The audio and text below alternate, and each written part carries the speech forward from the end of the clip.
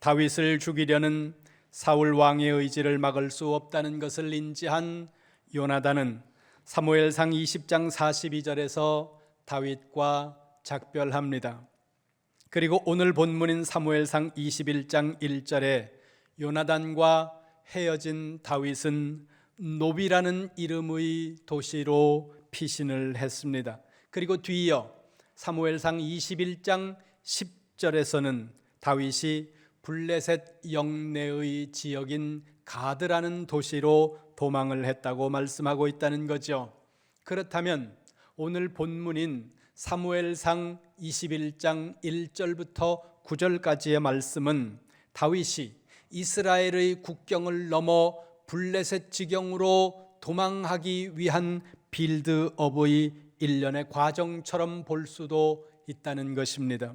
오늘은 두괄식 설교로 결론부터 여러분들에게 먼저 한 문장으로 말씀을 드리고 설교를 시작하겠습니다. 주보를 보시면 설교의 제목이 거룩한 떡과 골리앗의 칼을 받은 다윗이라는 이렇게 긴 문장으로 되어 있는데, 거룩한 떡과 골리앗의 칼을 받은 다윗이라는 이 프로포지션은 간단하게 이야기하면 다윗의 약함에 초점이 맞추어져 있다는 것입니다. 시편 52편으로 갑니다. 구약성경 시편 52편 1절부터 5절까지의 말씀이 길지만 찬찬히 읽어보겠습니다. 시편 52편 1절부터 5절 시작. 포악한 자여, 내가 어찌하여 악한 계획을 스스로 자랑하는가? 하나님의 인자하심은 항상 있도다. 내 혀가 심한 악을 꾀하여 날카로운 삭도같이 간사를 행하는도다. 내가 선보다 악을 사랑하며 의를 말함보다 거짓을 사랑하는도다. 간사한 혀여, 너는 남을 해치는 모든 말을 좋아하는도다. 그런즉 하나님이 영원히 너를 멸하시며 너를 붙잡아 내 장막에서 뽑아내며 살아있는 땅에서 내 뿌리를 빼시리로다. 아멘. 시편 52편은 다윗의 시라고 밝히면서 이렇게 시작합니다. 1절 첫 번째 단어를 보시기 바랍니다. 포악한 자여. 그런데 히브리 사본에는 포악한 자라는 단어가 나오지 않고 있습니다. 히브리 성경으로 시편 52편을 보면 이렇게 시작합니다. 2절에서 너는 어찌하여 악을 자랑하는가? 그리고 바로 뒤이어 오 강한 자여, 이렇게 되어 있다는 거죠.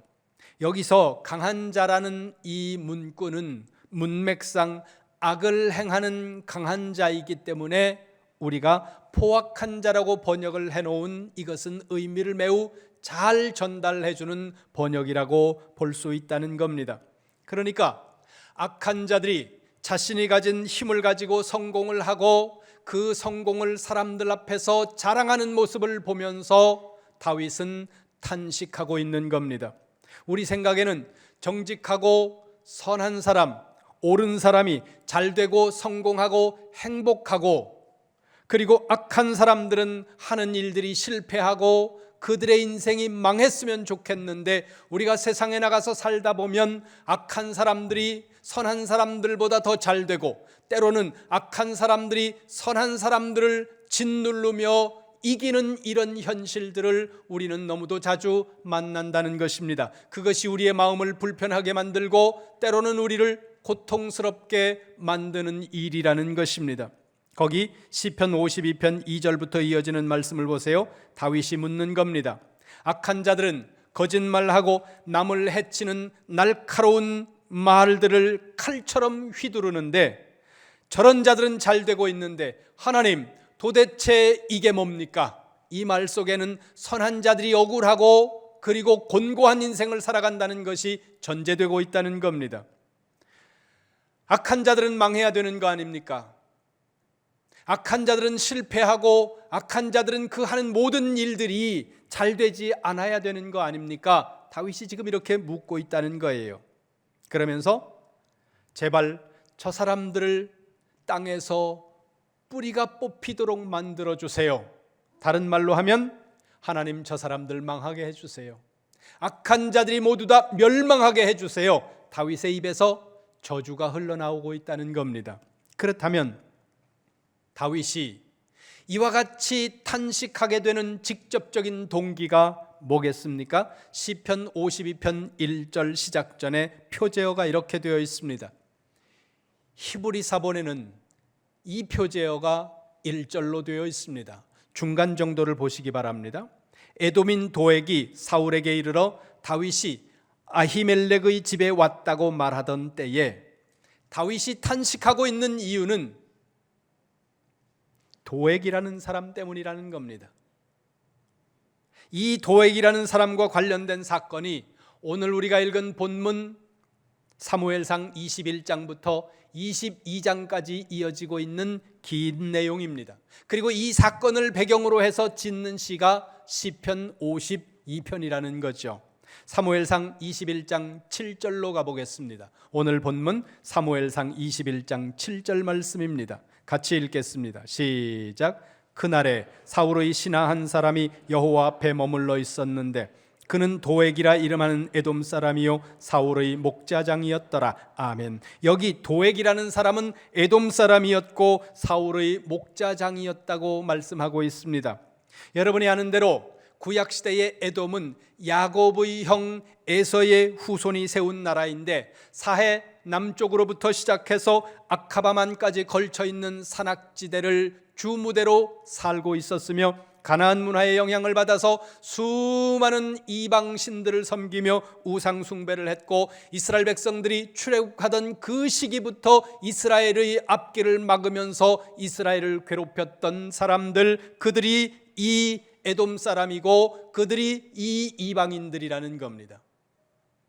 그런 이방인 중에서 도액이라는 이름의 사람이 있었는데 거기 보세요. 그는 사울의 신하였고 사울의 목자장이었다고 말씀합니다. 여기 신하라는 단어는 히브리어로 노예를 지칭하는 에베드라는 단어가 사용이 됐는데 에베드라는 히브리어는 노예도 지칭하지만 신하도 지칭하는 그런 단어였다는 겁니다. 그리고 목자장이라는 이 단어는 가축을 치고 있는 목자들의 우두머리였다는 뜻이 됩니다. 지금 사울은 기브아에 있습니다. 기브아는 노브로부터 서북쪽으로 약 1시간 정도 도보로 가면 나오는 곳이고 반대로 동남쪽으로 1시간 정도를 더 걸어 내려가면 거기 예루살렘이 나옵니다. 이 당시 예루살렘은 아직까지 여부스 족속의 성읍이었습니다.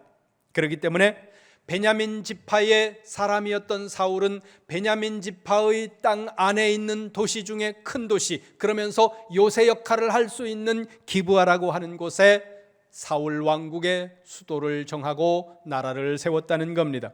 여호수아 18장 이후부터 사무엘 4장에 이르기까지 그 긴 시간 동안 하나님의 법궤는 예루살렘으로부터 북쪽으로 30km쯤 올라가서 있는 실로라는 곳에 모셔져 있었다는 겁니다. 그러나 사무엘 4장에서 일어나고 있는 블레셋과 이스라엘 백성들 간의 전투에서 이스라엘 백성들이 지게 되고 법궤를 빼앗기면서 동시에 실로는 그 중요성을 잃어버린 채 도시가 쇠락하게 되었습니다. 그러다가 블레셋으로부터 돌아온 법궤가 기럇 여아림에 머물게 되고 명시적 언급은 없지만 법궤가 있는 곳과는 달리 노비라고 하는 이 도시가 성막이 지어지는 도시가 되었다는 겁니다. 그래서 노브는 제사장들의 도시라고 불렸다는 겁니다. 영혼의 단짝이었던 다윗과 요나단의 아버지 사울이 다윗을 죽이려는 것을 알고 그의 의지가 확고하다는 것을 파악한 요나단은 다윗이 도주할 수 있도록 길과 시간을 열어줍니다. 다윗이 도망가서 어디로 갑니까? 사울의 영향권 아래로부터 멀어지는데 첫 번째 들르는 곳이 바로 이 노비라는 지역이었는데 성경 한 장을 더 넘겨서 22장으로 갑니다. 사무엘상 22장 19절 말씀을 보겠습니다. 사무엘상 22장 19절 말씀 같이 봅니다. 시작. 제사장들의 성읍 노브의 남녀와 아이들과 젖 먹는 자들과 소와 나귀와 양을 칼로 쳤더라. 아멘. 노비라고 하는 이 도시 지명 앞에 수식하는 단어가 하나 있습니다. 뭐라고 나와 있습니까? 제사장들의 성읍이라는 거예요. 말씀드린 대로 이전에는 하나님의 법궤가 실로에 있었습니다.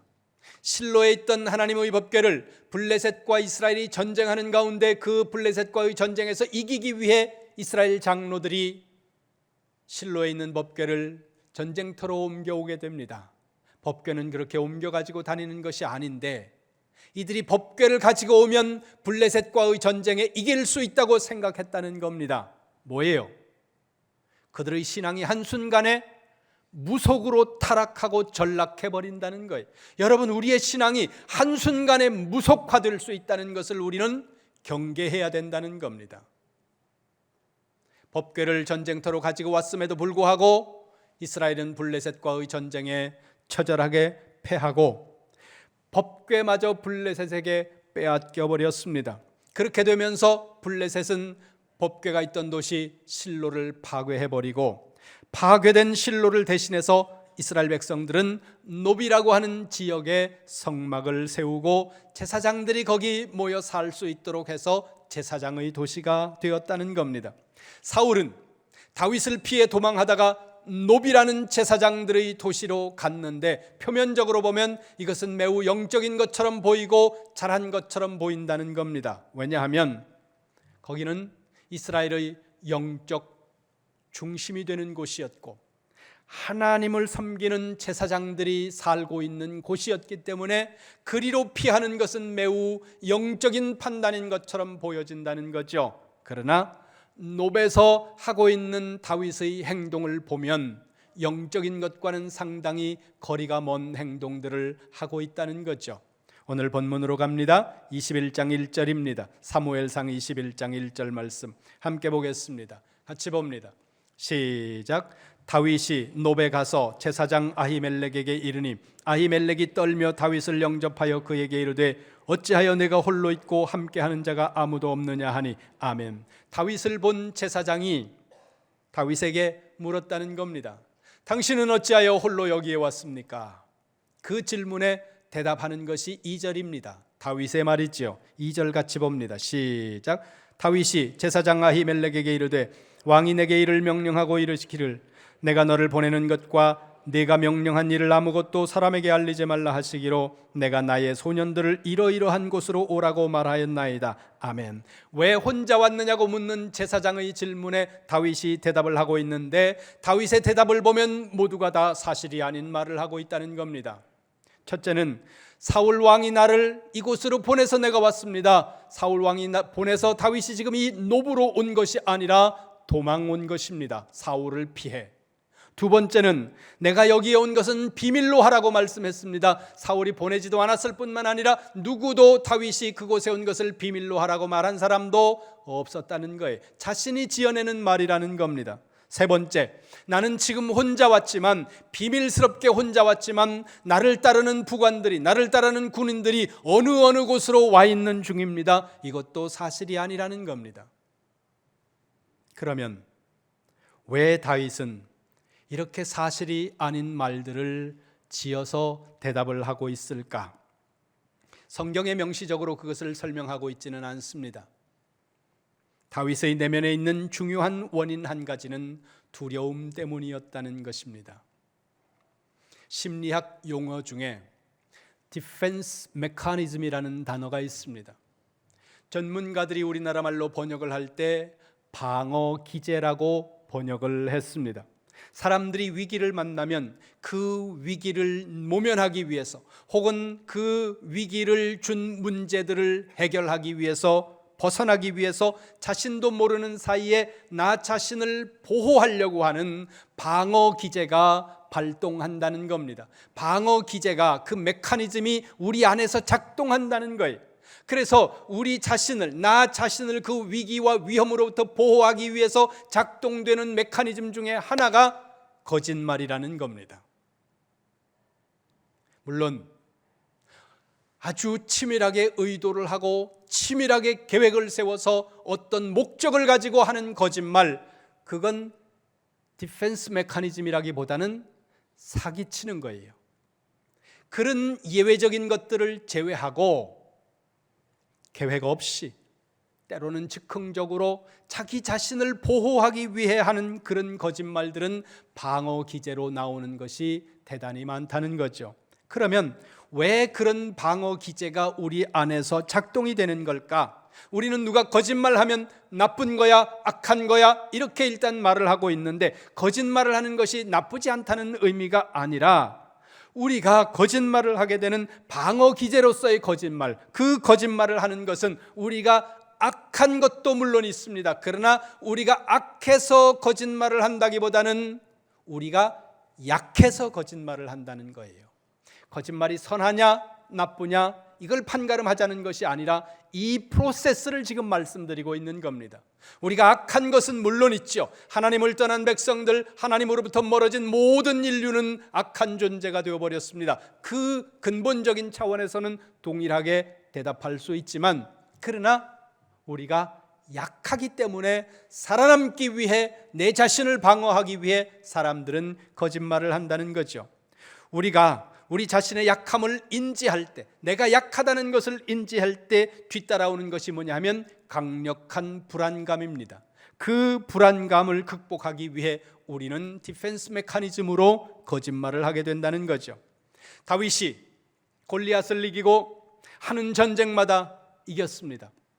그도 역시 엄청난 전쟁을 이겼음에도 불구하고 우리와 동일한 연약한 한 사람이라는 것을 오늘 이 본문이 보여주고 있다는 겁니다. 노브의 제사장 아히멜렉 앞에서 두려움에 빠진 다윗은 지금 자신을 방어하기 위해 없는 말을 만들어내며 거짓으로 답변하고 있다는 겁니다. 물론 다윗이 지금 이렇게 거짓말하고 있는 것은 아히멜렉이라는 제사장 때문에 하고 있는 것이 아니라 그 지역에 노베에 와 있던 사울의 군사, 사울의 어떤 인물을 띠고 그 지역에 와 있던 이 도액이라는 신하와 더 궁극적으로는 사울로부터 자신을 보호하기 위해 다윗은 이와 같이 메커니즘을 발동시켜 사실이 아닌 말들을 하고 있다는 겁니다. 한 장 넘겨서 22장 다시 보세요. 9절 10절입니다. 사무엘상 22장 9절 10절 시작. 그때에 에돔 사람 도액이 사울의 신하 중에 섰더니 대답하여 이르되 이새의 아들이 노베 와서 아히두브의 아들 아히멜렉에 이른 것을 내가 보았는데 아히멜렉이 그를 위하여 여호와께 묻고 그에게 음식도 주고 블레셋 사람 골리앗에 칼도 주더이다. 아멘. 이 도액이라는 에돔 사람이 노베에서 제사장 아히멜렉이 다윗과 나눈 모든 대화, 그리고 그들 사이에 있었던 일들을 사울 왕에게 모두 다 보고했다는 겁니다. 이것을 예측하고 이것을 미리 알고 있던 다윗은 자신이 사울 왕의 특사로 온 것처럼 지금 꾸며서 말을 하고 있다는 거죠. 그 다음 본문으로 다시 돌아갑니다. 21장 3절 보세요. 21장 3절 사무엘상 21장 3절 시작. 이제 다윗의 수중에 무엇이 있나이까? 떡 5덩이나 무엇이나 있는 대로 내 손에 주소서 하니 아멘. 다윗이 제사장 아히멜렉에게 먹을 것을 요청하는 장면입니다. 그런데 거기 보세요. 떡 5덩이라고 표현하고 있다는 겁니다. 5이라는 이 숫자는 다윗과 관련돼서 앞에도 또 한 번 나왔던 숫자입니다. 그것은 골리앗을 향해 나갈 때 다윗의 주머니에 들어있던 돌멩이가 5개라는 거죠. 그래서 어떤 분들은 5이면 끝내준다 이렇게 얘기하는 사람들도 있고, 5은 대단히 의미가 있는 숫자다 이렇게 이야기하는 사람들도 있는데, 그것은 잊어버리시기 바랍니다.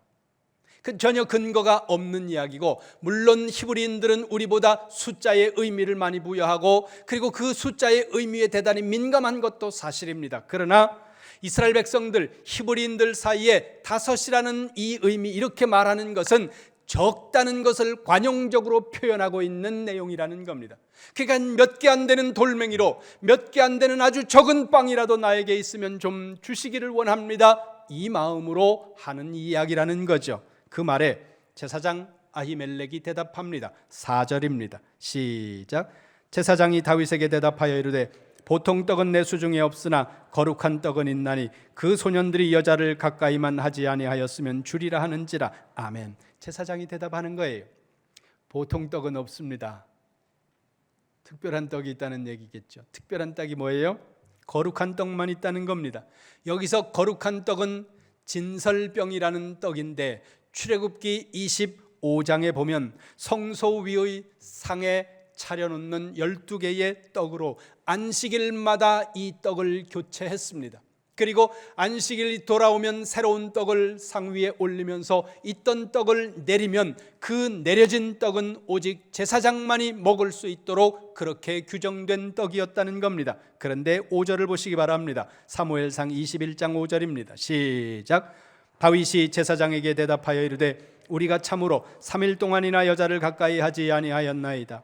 내가 떠난 길이 보통 여행이라도 소년들의 그릇이 성결하겠거든 하물며 오늘 그들의 그릇이 성결하지 아니하겠나이까 하매 아멘. 길게 말하고 있는데 무슨 말이냐 하면 제사장 외에는 먹을 수 없는 떡이지만 달라는 거예요.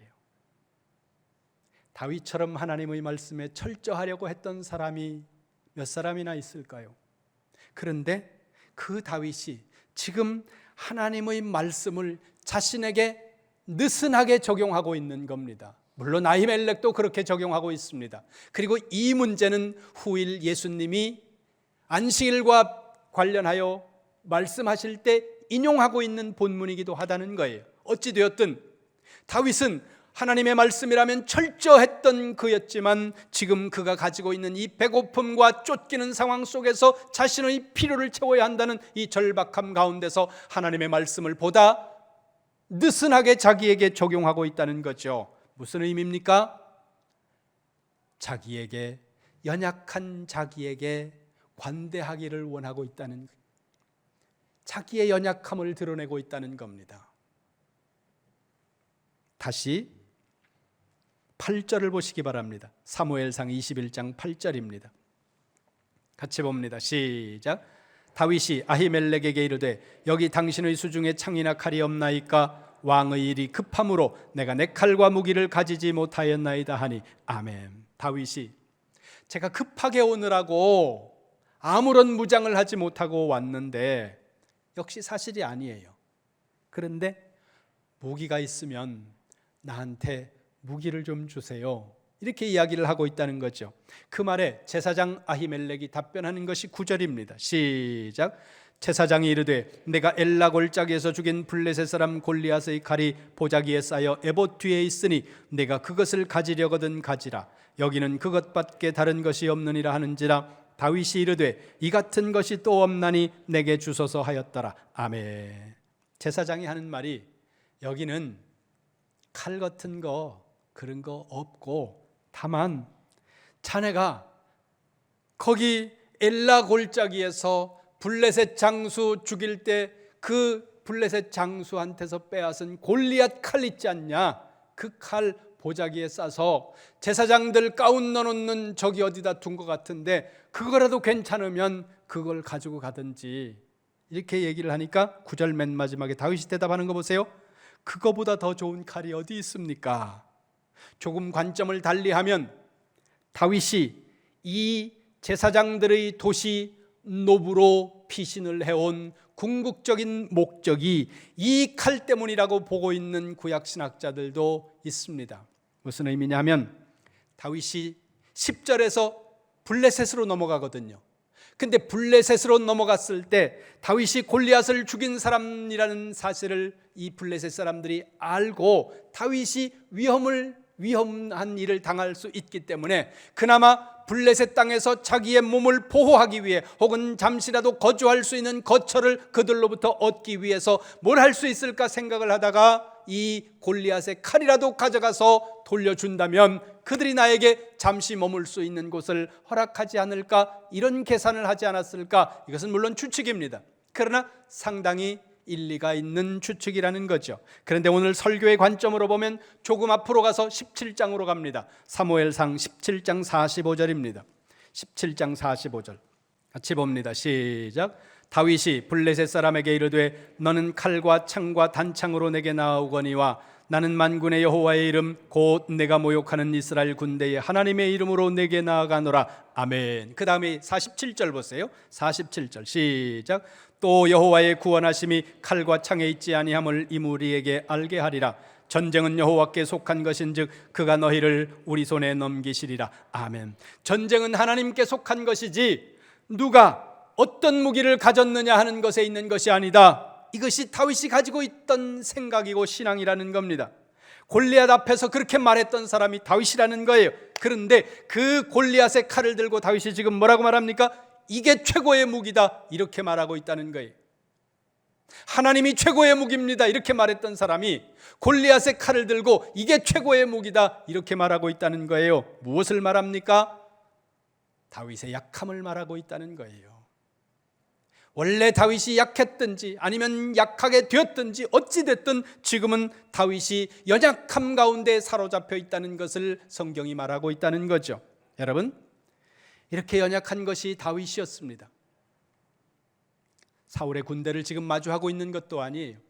바로 눈앞에 창을 든 사울이 서 있는 것도 아니라는 겁니다.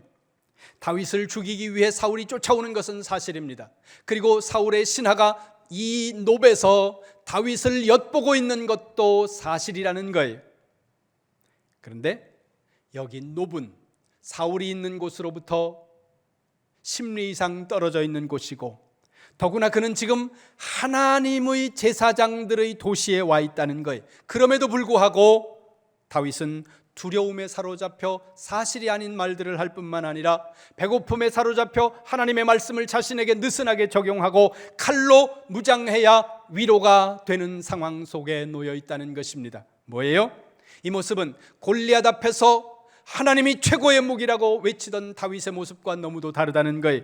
블레셋과의 전쟁에서 대승을 거두고 돌아오던 승승장구하는 다윗의 모습과 다르다는 겁니다. 이스라엘 백성들이 사울은 천천히요 다윗은 만만이라 이렇게 노래하고 찬양하던 그 다윗의 모습과는 너무도 다른 연약한 모습을 지금 보이고 있다는 겁니다. 그렇다면 질문해 보시기 바랍니다. 성경은 왜 이렇게 연약한 다윗의 모습을 우리에게 보이고 있는가? 그것은 이렇게 약하고 이렇게 때로는 초라한 다윗이라 할지라도 하나님께서 시간 속에서 그를 연단하시고 하나님께서 그를 손에 붙들어 쓰시기만 하면 놀라운 일을 이룰 수 있다고 하는 사실, 그리고 그 일을 이루어 가시는 분이 하나님이라는 사실을 이 말씀을 통해 우리에게 보여주고 있다는 것입니다.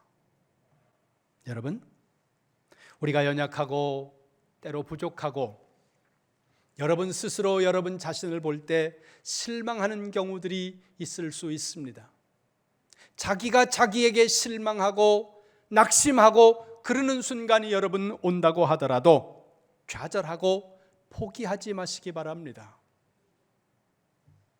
로마 군인이 아니라 허드렛 일 하는 소녀 앞에서 나는 저 나사렛 예수라고 하는 사람과 함께 다니던 사람이 아니다, 자기 자신을 저주하면서 맹세하면서 부인하던 겁 많던 베드로, 주님이 모진 억울한 재판을 받는 그 재판정에 깊이 들어가지 못하고 뜰 바깥에서 외롭게 불을 쬐이면서 그 주님의 모습을 내처로이 바라보고 있는 이 연약했던 베드로도 하나님의 손에 붙들려서 쓰이니까 죽음을 두려워하지 않는 사도, 한 번에 설교하면 3,000명이 하나님 앞에 돌아오고 마지막에는 주님처럼 십자가에 못 박혀 거꾸로 세상을 떠나면서 주님을 바라보던 그 사도 중에 사도가 되더라는 거예요. 노베 제사장 아히멜렉 앞에서 거짓을 말하고 하나님의 말씀을 자신에게 느슨하게 적용하면서 칼을 들어야 위안이 될 수 있는 이 연약한 사람 다윗이지만, 그 연약한 다윗을 하나님이 붙드시고 시간 속에서 연단하시고 쓰시니까 이스라엘 역사상 가장 넓은 영토를 차지하고 주변의 모든 나라들을 굴복시켜 조공을 받았을 뿐만 아니라 이스라엘 역사 가운데 가장 찬란한 하나님의 나라 여호와의 나라를 이루었던 하나님의 사람, 하나님의 마음에 합한 다윗이 되었다는 것을 오늘 성경이 우리에게 보여주고 있다는 거죠. 여러분, 제가 제 자신을 볼 때 실망할 때가 있습니다. 우리가 우리 자신의 모습을 볼 때 보잘것없고 그리고 낙심하고 그리고 주저앉고 싶은 초라한 모습이 보일 때가 있다는 겁니다. 그러나 여러분 기억하시기 바랍니다. 아무리 연약한 사람이라고 하더라도, 부족한 사람이라고 하더라도 하나님의 손에 붙들리고 시간 속에서 하나님이 그를 연단하셔서 하나님이 쓰신다면 우리가 상상할 수 없는 일들, 우리가 꿈꾸지 못했던 일들을 하나님께서 우리를 통해서 이루실 수 있는 분, 그분이 하나님이라는 사실을 기억하시기를 주님의 이름으로 축원합니다. 축원합니다. 그러면 마지막으로 한 번만 더 질문을 하시기 바랍니다. 그렇다면 왜 하나님은 이렇게 약한 사람을 들어서 쓰시는가? 왜 하나님은 이렇게 약한 사람을 약한 자리에서 들어서 사용하실까? 거기에 대해서는 사도 바울이 고린도전서 1장에서 아주 명확하게 답변하고 있다는 거죠. 보겠습니다. 고린도전서 1장 27절부터 29절까지의 말씀입니다. 좀 길지만 다 보겠습니다. 고린도전서 1장 27절부터 29절입니다. 시작. 그러나 하나님께서 세상에 미련한 것들을 택하사 지혜 있는 자들을 부끄럽게 하려 하시고 세상에 약한 것들을 택하사 강한 것들을 부끄럽게 하려 하시며 하나님께서 세상에 천한 것들과 멸시받는 것들과 없는 것들을 택하사 있는 것들을 폐하려 하시나니 이는 아무 육체도 하나님 앞에서 자랑하지 못하게 하려 하심이라. 아멘. 이게 이유라는 거예요. 설명이 필요합니까? 구체적인 해석이 필요합니까? 여러분이 읽는 순간 그냥 여러분 마음속에 이 의미가 확 들어오지 않습니까? 하나님께서 왜 약한 사람을 들어서 하나님의 일을 하시느냐? 왜 강한 사람이 부끄러워할 정도로 하나님은 약한 사람을 들어서 일을 하시느냐? 그 이유를 하나님은 밝히고 있다는 거예요. 그래서 바울은 우리가 약할 때 어떻게 해야 되느냐에 대해서 고린도후서 12장 9절에서 한 번 더 말씀합니다. 보겠습니다. 고린도후서 12장 9절입니다. 같이 봅니다. 시작. 내게 이르시기를 내 은혜가 내게 족하도다. 이는 내 능력이 약한 데서 온전하여짐이라 하신지라. 이러므로 도리어 크게 기뻐함으로 나의 여러 약한 것들에 대하여 자랑하리니 이는 그리스도의 능력이 내게 머물게 하려 함이라. 아멘. 하나님의 능력은 우리의 약한 데서 온전해진다는 거예요. 하나님은 우리가 약할 때 더 강해지는 하나님이라고 주님 말씀하고 있다는 겁니다. 그런데 우리는 매일 우리가 강해지기만을 꿈꾸고 있지 않습니까? 우리가 약해질 때 그 순간 하나님이 우리에게 강력하게 더 역사하실 수 있는 순간임에도 불구하고 우리는 끊임없이 우리의 강함만을 추구하고 있는 것은 아닌가 여러분을 돌아보시라는 거예요. 여러분이 강해지는 것을 정죄하자는 게 아닙니다. 여러분이 강해지고 싶은 마음을 가지지 말라는 것도 아닙니다. 여러분, 강한 사람을 하나님이 쓰지 않는다는 의미도 아니에요.